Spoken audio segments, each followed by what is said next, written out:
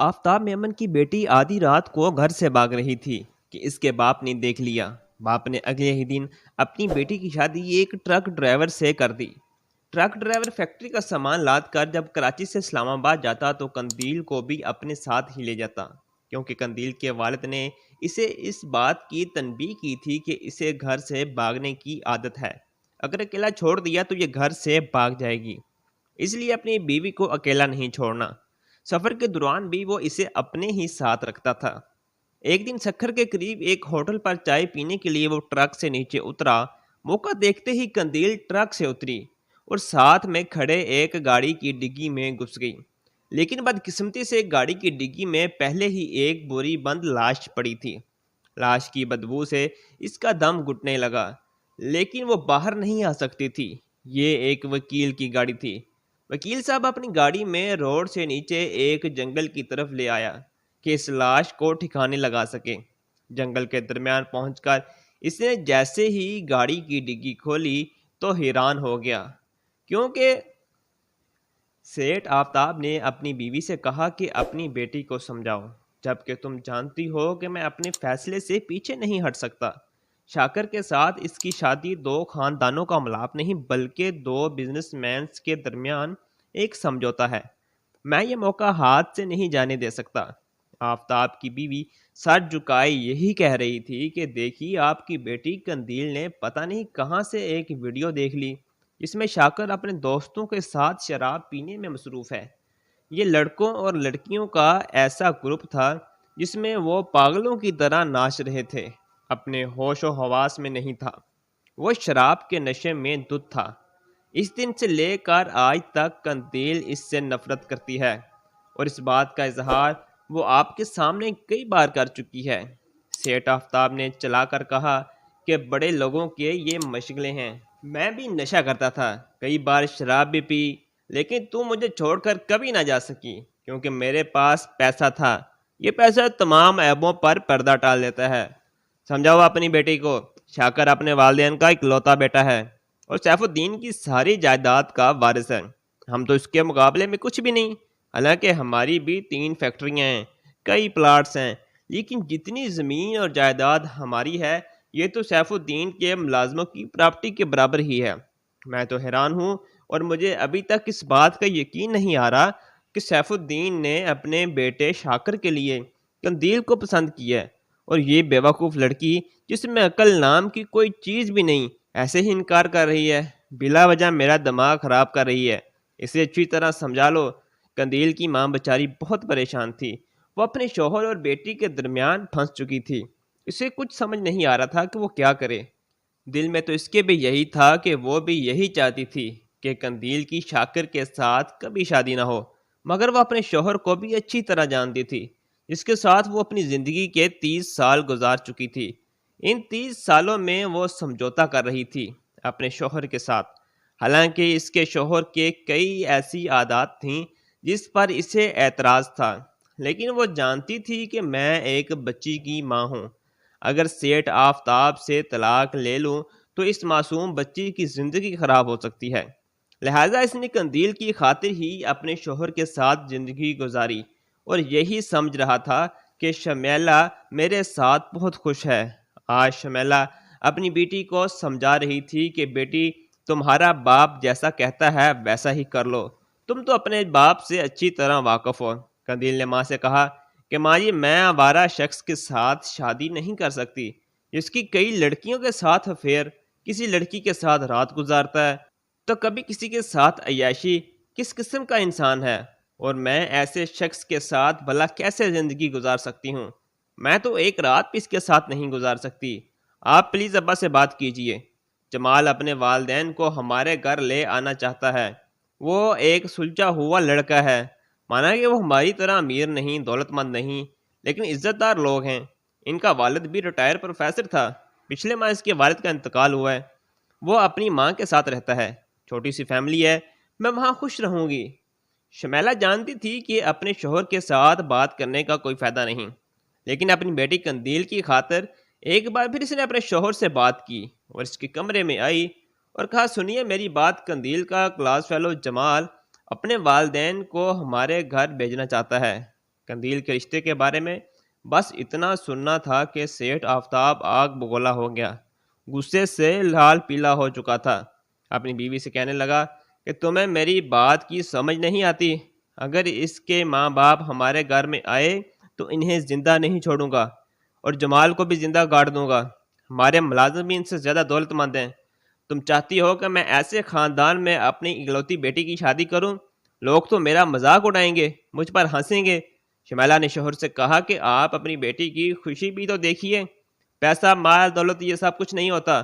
وہ اپنی جگہ سے اٹھا، شمیلہ کے بالوں سے پکڑا اور کہنے لگا کہ تم ایسے نہیں سمجھو گی، تمہاری عقل پر پردہ پڑ چکا ہے، مگر میں بالکل بے وقوف نہیں تمہاری طرح۔ سمجھاؤ اپنی بیٹی کو اور آئندہ اسی سلسلے میں مجھ سے بات نہ کرنا۔ میں نے سیف الدین اور اس کی بیوی کو دعوت دی ہے، اگلے ہفتے وہ ہمارے گھر آ رہے ہیں۔ شمیلہ اپنی بیٹی قندیل کے پاس گئی اور کہا، بیٹی میں نے تم سے پہلے کہا تھا، تمہارا باپ بالکل میری بات پر عمل نہیں کرے گا۔ وہ ایک بزنس مین ہے اور ہر رشتے پر پرافٹ کی نظر سے دیکھتا ہے۔ ان حالات کو دیکھتے ہوئے قندیل نے گھر سے بھاگنے کا فیصلہ کیا اور اس نے یہ بات اپنی ماں کو بھی نہ بتائی، کیونکہ ماں تھی اپنی بیٹی کے لیے پریشان رہتی۔ حالانکہ یہ فیصلہ اتنا آسان نہیں تھا، مگر اس نے جمال کو فون کیا کہ آج رات فلاں جگہ پر آ جانا اور مجھے لے جانا۔ یہ آدھی رات کا وقت تھا، وہ اپنا مختصر سا سامان پیک کر کے گھر سے جا رہی تھی۔ گیٹ کیپر نے پوچھا، بیبی آپ کہاں جا رہی ہیں؟ جس پر اس نے گارڈ کو صرف یہ کہا کہ ضروری کام ہے، میں بازار سے ابھی واپس آ رہی ہوں۔ لیکن وہ یہی کہنے لگا کہ بیبی جی آپ مجھے اس بات کی اجازت نہیں، رات کے 1 بج چکے ہیں اور سیٹھ صاحب نے مجھے سختی سے منع کیا ہے کہ رات 12 بجے کے بعد نہ کوئی گھر سے باہر جائے اور نہ ہی گھر میں داخل ہو سکتا ہے۔ معذرت کے ساتھ آپ واپس تشریف لے جائیں۔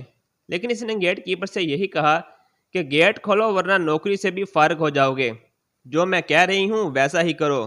گیٹ کیپر نے دروازہ کھولا اور وہ چلی گئی۔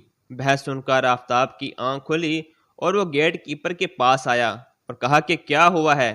کہنے لگا، بیبی جی بازار گئی ہیں، میں ان کو روک رہا تھا لیکن وہ میری بات نہیں سن رہی تھی۔ سیٹھ آفتاب نے اس کے منہ پر تھپڑ مارا اور کہا، بے وقوف، اسے کیوں جانے دیا؟ اس نے اپنے آدمی ادھر ادھر پھیلا دیے اور سمجھ چکا تھا کہ قندیل کہاں گئی ہے۔ مختلف پولیس چوکیوں کو فون کیا اور بتایا، قندیل کی تصویر بھی انہیں بھیجی۔ سیٹھ صاحب کا نیٹ ورک کافی وسیع تھا۔ جمال قندیل کو لے کر حیدرآباد جا رہا تھا، وہاں اس کے رشتہ دار تھے۔ اس کا ارادہ تھا کہ ادھر ہی قندیل کے ساتھ نکاح کرے گا اور کچھ عرصہ حیدرآباد میں ہی رہے گا اور پھر حالات کو دیکھتے ہوئے وہ قندیل کو واپس کراچی لے آئے گا۔ لیکن وہ نہیں جانتا تھا کہ سیٹھ آفتاب کے آدمی ہر جگہ اسے کتوں کی طرح تلاش کر رہے ہیں۔ ٹول پلازا پر جیسے ہی اس نے گاڑی روکی تو قندیل اور اس کو پکڑ لیا گیا۔ جمال بار بار یہ کہہ رہا تھا کہ میری کیا غلطی ہے، آپ لوگ ہمارے ساتھ ایسا نہیں کر سکتے، لیکن وہ یہی کہہ رہے تھے کہ فکر نہ کریں، ابھی کچھ دیر بعد آپ لوگوں کو ہم چھوڑ دیں گے۔ لیکن کچھ دیر یہ گزری تھی کہ پولیس آئی، جمال اور قندیل کو گرفتار کر کے واپس جانے لگی۔ قندیل سمجھ چکی تھی کہ اب میری خیر نہیں، اسے خود کو زیادہ فکر نہیں تھی، جمال کی فکر زیادہ تھی۔ وہ جانتی تھی کہ اس کا باپ جمال کو زندہ نہیں چھوڑے گا۔ جمال اور قندیل کو سیٹھ صاحب کے سامنے پیش کیا گیا۔ سیٹھ صاحب نے قندیل کو بہت مارا مگر جمال پر ہاتھ نہیں اٹھایا اور یہی کہا کہ میں تم پر اپنا ہاتھ تو گندا نہیں کر سکتا، لیکن تمہارا وہ حل کروں گا کہ ساری زندگی یاد رکھو گے۔ میں تمہیں جان سے نہیں ماروں گا، حالانکہ چاہوں تو ابھی مار سکتا ہوں، لیکن میں ایسا بالکل نہیں کروں گا۔ تمہیں وہ اذیت دوں گا کہ کبھی زندگی میں کسی لڑکی کو گھر سے بھگانے کی غلطی دوبارہ نہیں کرو گے۔ اس کے بعد اس نے لال خان کو فون کیا اور اس سے کہا کہ میرا ایک مہمان تمہارے پاس آ رہا ہے، اس کی خوب خدمت کرنا، لیکن یاد رہے اسے جان سے مارنے کی غلطی مت کرنا، جیسا میں کہوں ویسا ہی کرنا۔ لال خان ایک ڈاکو تھا، وہ سیٹھ آفتاب کے لیے کام کرتا تھا۔ پہلے تو وہ سیٹھ صاحب کا ملازم تھا، اس کا گارڈ تھا، لیکن پھر اشتہاری مجرم ہوا تو کراچی سے چلا گیا، سکھر کے جنگلات میں رہنے لگا۔ پچھلے کئی برسوں سے وہ وہیں پر رہ رہا تھا۔ اس نے سیٹھ کا شکریہ ادا کیا کہ آپ نے مجھے یاد کیا، آپ کا مہمان میرے پاس خوش رہے گا، فکر مند ہونے کی ضرورت نہیں۔ सेठ के कुछ आदमी रस्सियों से बांध कर जमाल को गाड़ी में बिठाए और लाल खान के पास ले गए, मगर इस बेचारे को कुछ मालूम नहीं था कि इसे कहाँ लेकर जा रहे हैं, क्योंकि इसकी आंखों पर पट्टी बंधी थी और इनकी मिन्नत कर रहा था कि एक बार मेरी आंखों से पट्टी हटा दो, मेरा दम घुट रहा है। लेकिन उन्होंने ऐसा बिल्कुल न किया। पिछले 36 घंटे से इसकी आंखें बंद थीं और इसके बाद वो अपनी बेटी को घसीटते हुए घर ले आया और अपनी बेटी शमाइला से कहा कि अब तो इसने सबके सामने मेरी इज्जत खाक में मिलाई है, लिहाजा ये भी इस लायक नहीं कि इसकी इज्जत की जाए, ना ही ये शाकिर के लायक है, क्योंकि अब इनको भी मालूम हो चुका है कि सेठ आफ्ताब की बेटी ने घर से भागने की कोशिश की। वो किसी सूरत अब हमारे घर नहीं आएंगे और ना ही हमसे रिश्ता करेंगे। वो अपनी बेटी को घसीट कर गाड़ी में डालने लगा तो शमैला अपने शोहर के पैरों में गिर गई और इसकी मन्नत की कि खुदारा मेरी बेटी को माफ़ कर दो, इससे गलती हुई है। एक माँ अपनी बेटी के लिए भीख मांग रही थी कि मगर इसने अपनी बीवी को ठोकर मार दिया और गिरा दिया, कहा कि खबरदार अब इसकी ज़िंदगी की भीख मत मांगना। खैर मैं तुम्हें यह बताता चलूँ कि मैं अभी इसे जान से नहीं मारूंगा, लेकिन ये वहाँ रहेगी जहाँ इसका रहने का हक है। अपनी फैक्ट्री में आया। फैक्ट्री के तमाम कारकुन इसके मुलाजम ये देख कर हैरान थे कि सेठ साहब अपनी बेटी को घसीटते हुए वहाँ क्यों ले आ रहे हैं। वो जानते थे कि सेठ साहब की बेटी ने भागने की कोशिश की थी, लेकिन इन्हें इस बात की तवक्को नहीं थी कि वह अपनी बेटी को किस तरह जलील करेगा, तमाम मुलाजमीन के सामने इसका जद्दोकोब करेगा। इनकी हैरानगी में इजाफा इस वक्त हुआ जब तमाम लोगों के सामने इसने ट्रक ड्राइवर गुलजमान को आवाज़ दी। यह सेठ का ख़ास पुराना मुलाजिम था। गुलजमान को अपनी गाड़ी में बिठाया और फिर मौलवी साहब को बुलाकर गुलजमान के साथ कंदील का निकाह पढ़वाया। फिर गुलजमान से कहा कि इसका ख्याल रखना, कभी इसे अपने से दूर न करना, क्योंकि इसे घर से भागने की आदत है। इसने कहा, मालिक आप फिक्रमंद ना हो, मैं इसका बहुत ख्याल रखूंगा। कंदील बेचारी अपनी किस्मत पर रो रही थी। इसे इस बात की तवक्को नहीं थी कि इसका सगा बाप इसके साथ ऐसा सलूक करेगा। इसे कुछ समझ नहीं आ रहा था वो क्या करे। ना ही वो अपनी जान ले सकती थी और ख़ुद से ज़्यादा इसे जमाल की फ़िक्र थी, क्योंकि इसकी माँ अब घर में अकेली थी। जमाल ही अपनी माँ का वाहिद सहारा था। जमाल के जाने के बाद इसकी माँ का क्या बनेगा, यह तमाम बातें उसे परेशान कर रही थीं। सुहाग रात जब गुलजमा कंदील के पास जाने लगा तो इसने एक चाकू उठाया और कहा, खबरदार मुझे छूने की कोशिश मत करना। अगर तुमने मुझे छूने की कोशिश की तो इसी चाकू से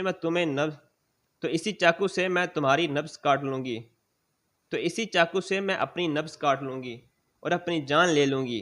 गुलजमान कभी भी इस पर ज़बरदस्ती नहीं करना चाहता था, लेकिन अब वो उसे घर में अकेला भी नहीं रख सकता था। इसकी बूढ़ी माँ थी, वो जानता था कि मैं जैसे ही घर से बाहर कदम रखूँगा तो ये भाग जाएगी, ना इसे कमरे में बंद कर सकता था। लिहाजा वो अपने ट्रक पर हर वक्त कंदील को अपने साथ ले जाता। वो फैक्ट्री से सामान लोड करवाता, फिर जहाँ भी सामान की लोडिंग होती वो ट्रक में अपनी बीवी को अपने साथ ही रखता। गुलजमा कंदील से यही कह रहा था कि जो तुम्हारे साथ हुआ मुझे इसका अफसोस ज़रूर है, लेकिन मालिक से जो वादा किया है मैंने वो पूरा करूँगा। तुम्हारी हिफाजत करना मेरा फ़र्ज़ है, मैं अपने फ़र्ज़ से पीछे नहीं हटूँगा। ठीक है, तुम मुझे दिल से शोहर तस्लीम नहीं करती तो मैं भी तुम्हारे साथ किसी किस्म की ज़बरदस्ती नहीं करूँगा, लेकिन अगर मैंने तुझे खो दिया तो मालिक भी मुझे ज़िंदा बिल्कुल नहीं छोड़ेगा। लिहाजा मालिक की अमानत में मैं ख़यानत नहीं कर सकता। मेरी मजबूरी को समझो और यहाँ से भागने की कोशिश मत करना। कंदील सब इसकी बातें सुन रही थी, लेकिन कोई भी जवाब नहीं दे रही थी। वो बस एक अच्छे मौके की तलाश में थी कि किस तरह इसे मौका मिले वो भाग जाए।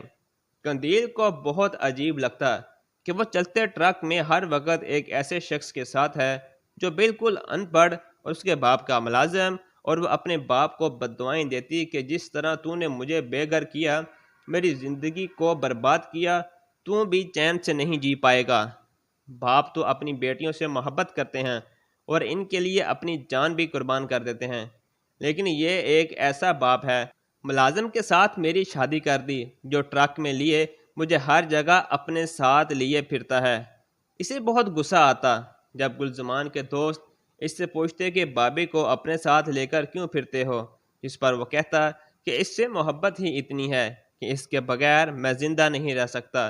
फिर वो हंसते थे لوگ عجیب و غریب نظروں سے قندیل کو دیکھتے تھے اور گلزمان کی قسمت پر رشک کرتے تھے کہ اتنی خوبصورت بیوی تجھے ملی ہے، وہ بھی مالک کی بیٹی۔ قندیل ایک موقع کی تلاش میں تھی، وہ کسی طرح اپنے آپ کو اس شخص سے آزاد کرے، لیکن یہ بات اتنی آسان نہیں تھی۔ لیکن قندیل کے دماغ میں ایک آئیڈیا آیا۔ اس نے دیکھا کہ کس طرح زمان گل اس سے دور نہیں ہو رہا، ہر وقت اس پر نظر رکھتا ہے۔ تو اس نے گل زمان کو اعتماد جیتنے کی کوشش کی، اسے اپنا دوست بنا لیا، اس سے گپ شپ کی اور اسے اس بات کا یقین دلایا کہ وہ اس کے ساتھ بہت خوش ہے۔ گل زمان کو اپنی قسمت پر ایسے یقین نہیں آ رہا تھا کہ مالک کی بیٹی اب مجھے پسند کرنے لگی ہے، حالانکہ میں غریب ہوں اور شکل صورت خاص نہیں۔ خیر وہ قندیل کی باتوں میں آ گیا، اب وہ قندیل پر اتنی سختی نہیں کرتا تھا۔ اسلام آباد سے واپسی پر سکھر کے قریب ایک ہوٹل پر وہ رکا، قندیل سے کہا کہ آؤ ہوٹل پر چائے پیتے ہیں، جس پر قندیل نے کہا کہ نہیں، تم چائے پی لو اور میرے لیے جوس لے کر آؤ، میں ادھر جوس پیوں گی۔ وہ ٹرک سے نیچے اترا، ہوٹل میں چائے پینے کے لیے گیا۔ وہ اپنی بیوی کے لیے جوس خرید رہا تھا، جبکہ قندیل نے موقع سے فائدہ اٹھاتے ہوئے ٹرک سے چھلانگ لگائی، پھر ایک گاڑی کی ڈگی کھولی اور اس میں گھس گئی، مگر یہ دیکھ کر حیران ہوئی اور سکتے میں آ گئی جب گاڑی کے اندر ایک بوری بند لاش موجود تھی۔ لاش کی بدبو سے اس کا جی متلانے لگا، اس کا دم گھٹ رہا تھا، لیکن اس کے پاس کوئی بھی دوسرا راستہ موجود نہیں تھا۔ اگر وہ گاڑی سے باہر آتی تو گلزمان فوراً اسے پکڑ لیتا، پھر ساری زندگی اسے رسیوں سے باندھ کر رکھتا ہے۔ لہٰذا اس نے یہ اذیت قبول کی اور بند بوری لاش کے ساتھ ڈگی میں رات گزاری۔ گلزمان جیسے ہی واپس آیا تو قندیل وہاں موجود نہیں تھی۔ وہ اسے تلاش کرنے لگا، لیکن وہ کہیں نہیں ملی۔ یہ ایک وکیل صاحب کی گاڑی تھی جو روڈ سے نیچے اتری اور کچے کے علاقے میں گاڑی لے جانے لگا۔ قندیل کو اس بات کا بالکل بھی اندازہ نہیں تھا کہ یہ گاڑی کہاں جا رہی ہے، بس اسے اس بات کی امید تھی کہ وہ بچ جائے گی۔ لیکن اب تو اسے محسوس ہو رہا تھا کہ وہ ایک اور مصیبت میں پھنس چکی ہے، کیونکہ گاڑی کی ڈگی میں کسی کی لاش تھی۔ وہ نہیں جانتی تھی کہ یہ لاش کس کی ہے، وہ نہیں جانتی تھی کہ یہ لاش کسی مرد کی ہے یا پھر عورت کی ہے۔ اس لاش کے ٹکڑے کیے گئے تھے اور ان کو بوری میں ڈالا گیا تھا۔ تھوڑی دیر بعد وکیل گاڑی ایک جنگل میں لے گیا اور اس نے جیسے ہی گاڑی کی ڈگی کھولی تو حیرانگی کی انتہا نہ رہی، کیونکہ اس میں جیتی جاگتی ایک عورت بھی تھی جو بوری کے اوپر بیٹھی تھی۔ وکیل گھبرا گیا، اس نے پسٹل قندیل پر تان لیا اور کہا، کون ہو تم؟ میری گاڑی میں کیسے؟ قندیل بہت گھبرائی ہوئی تھی، اس نے وکیل کی منت کی کہ خدا را مجھے یہاں سے باہر نکالو، میں آپ کو سب بتاتی ہوں۔ وکیل نے اسے باہر نکالا، پھر پوچھا کہ جلدی سے بتاؤ ورنہ میں تمہیں گولی مار دوں گا۔ قندیل نے اسے اپنی ساری کہانی بتائی کہ کس طرح اس کے باپ نے اس کے ساتھ ظلم کیا، مگر وکیل یہی سمجھ رہا تھا کہ یہ عورت میری مخبری کر رہی ہے اور مجھے پھنسائے گی ضرور، لہٰذا وہ قندیل کو بھی جان سے مارنا چاہتا تھا۔ مگر جب قندیل کے چہرے کی طرف دیکھتا تو اسے یقین آ گیا کہ یہ لڑکی مجبور ہے اور اپنی جان بچانے کے لیے ہی میری گاڑی کی ڈگی میں گھس گئی۔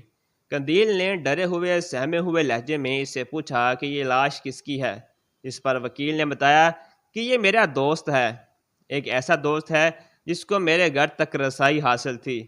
میں اسے اپنا بھائی سمجھتا تھا، پیشے کے لحاظ سے تو میں وکیل تھا، لیکن پھر بھی کسی وجہ سے ملک چھوڑ کر سعودی عرب چلا گیا، وہاں بزنس کرنے لگا۔ میرا بزنس خوب ترقی کرنے لگا، میرا یہی ارادہ تھا کہ میں اپنی بیوی کو بھی ساتھ لے جاؤں، لیکن فی الحال ایسا ممکن نہیں تھا۔ میری بیوی نے مجھ سے یہی کہا کہ وہ اپنی تعلیم مکمل کرنا چاہتی ہے، وہ ایک یونیورسٹی میں تعلیم حاصل کر رہی تھی، اپنی پڑھائی ادھوری نہیں چھوڑنا چاہتی تھی۔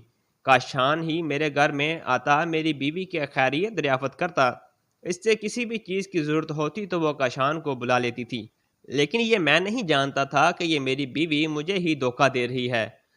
کاشان میری بیوی پر بری نظر رکھتا تھا، جس کو وہ بھابھی کہتا تھا، لیکن اس کی نیت خراب تھی اور میری بیوی نے بھی مجھے دھوکہ دیا۔ مجھے بتایا گیا کہ کاشان پر بھروسہ مت کرو، لیکن میں نے پھر بھی لوگوں کی باتوں پر یقین نہ کیا اور میری بیوی کے ساتھ پکڑا گیا۔ میرا ارادہ تو یہی تھا کہ دونوں کو میں جان سے مار ڈالوں گا، لیکن میری ہمت نہیں ہو رہی تھی کہ میں اپنی بیوی کو نہیں مار سکتا تھا، لیکن میں نے اس پر گولی چلائی، پھر اس کی لاش کے ٹکڑے کیے، اب دفنانے کے لیے اس سے جنگل میں آیا ہوں۔ مگر اب تم کو دیکھ لیا ہے تو میں اس بات سے پریشان بھی ہوں کہ تم کو زندہ چھوڑنا بھی خطرے سے خالی نہیں، کیونکہ تم نے سب دیکھ لیا۔ وہ ہاتھ جوڑ کر کہنے لگی، بھائی مجھے مت ماریں، میں کسی کو نہیں بتاؤں گی۔ وکیل نے بوری ڈگی سے نکالی، زمین میں گڑھا کھودنے لگا، پھر لاش کو گڑھے میں دفنانے لگا، جبکہ اس نے قندیل سے کہا کہ اپنی جگہ سے ہلنے کی کوشش مت کرنا ورنہ گولی چلا دوں گا۔ مگر قندیل کو اس بات کا یقین تھا کہ لاش کو دفنانے کے بعد یہ مجھے جان سے مار ڈالے گا، لہٰذا ایک بار پھر قندیل نے خطرہ مول لیا اور وہاں سے بھاگ کھڑی ہوئی۔ وکیل نے اس پر فائر کیا، لیکن خوش قسمتی سے قندیل کو کوئی گولی نہ لگی اور وہاں سے بھاگنے میں کامیاب ہوئی۔ مگر یہ ایک جنگل تھا، خوفناک جنگل۔ شام ہونے والی تھی، وہ پریشان تھی کہ کہاں جائے، کیونکہ اس ویران جنگل میں اس کا کوئی اپنا نہیں تھا۔ وہ عورت تھی، نہتی تھی، کوئی جانور، درندہ یا کوئی شخص اسے نقصان پہنچا سکتا تھا۔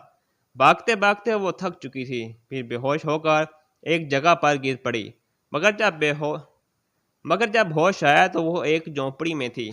اس نے جیسے ہی آنکھ کھولی تو ایک بڑی بڑی مونچھوں والا شخص اس کے سامنے کھڑا تھا۔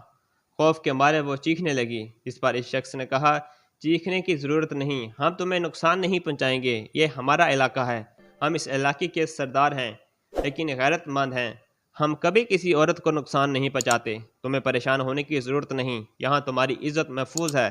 اس شخص کی بات سن کر اسے تھوڑی سی تسلی ضرور ہوئی اور اپنے حواس میں واپس آنے لگی۔ قندیل نے ادھر ادھر نظر گھمائی تو اس نے دیکھا کہ بہت سارے لوگ جنہوں نے بندوقیں اٹھائی ہوئی ہیں۔ اسے ایسے محسوس ہو رہا تھا کہ وہ کسی ڈاکو کے علاقے میں آ چکی ہے۔